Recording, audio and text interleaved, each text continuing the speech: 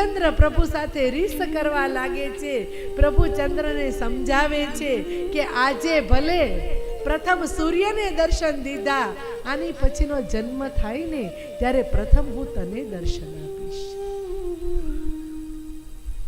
અને ભલે સૂર્ય વંશમાં હું જન્મ્યો, સૂર્ય મારા દર્શન કરી શકે તે રીતે દિવસે મેં જન્મ લીધો, પણ મારા નામ સાથે હું તારું નામ જોડું છું, શ્રી રામચંદ્ર.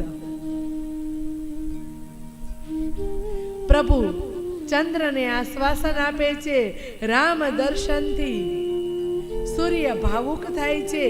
પ્રભુ આજ્ઞા કરે છે. દાસી દોડીને બહાર આવે છે. મહારાજા દશરથને કહે છે, દશરથ મહારાજ બધાય હો, લાલો ભયો હે. દશરથ એના ગળામાં કિંમતી મોતીની માળા છે એ કાઢીને દાસીને આપે છે.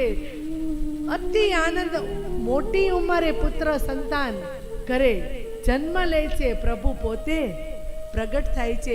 અતિ દશરથજી રાજી થાય છે. દશરથ વધાઈની સાથે દાસીને પૂછે છે, મારો પુત્ર કેવો લાગે છે?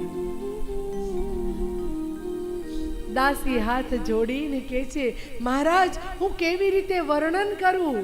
મારી આંખ છે એનાથી મેં એના દર્શન કર્યા છે, પણ મારી આંખ બોલી નથી શકતી, અને મારી જીભ બોલે છે તો એ જોઈ નથી શકતી. હું કેવી રીતે બાલ શ્રી રામના દર્શનનું વર્ણન તમારી પાસે કરું કે બાલ શ્રી રામ કેવા લાગે છે? અતિ સૌમ્ય છે.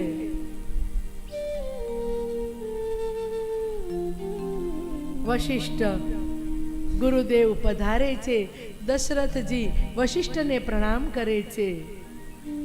આજ અયોધ્યાની સ્ત્રીઓ એટલી પુણ્યશાળી છે કે શ્રી રામના દર્શન કરવા માટે દોડીને જે કામ પડતું મૂકી અને જે અવસ્થામાં ઘરમાં હતી એ રીતે દોડતી દોડતી અયોધ્યાના મહેલમાં આવે છે.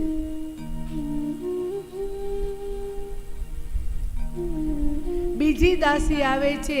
માતા કૈકેયીને પણ સુંદર પુત્રનો જન્મ થયો છે, અને માતા સુમિત્રા એ બે જુડવા બાળકોને, બે જુડવા પુત્રને જન્મ આપ્યો છે. અયોધ્યાના રાજમહેલમાં જય જયકાર થાય છે કે દશરથ રાજાને ત્યાં એકી સાથે 4 રાજકુમારો જન્મ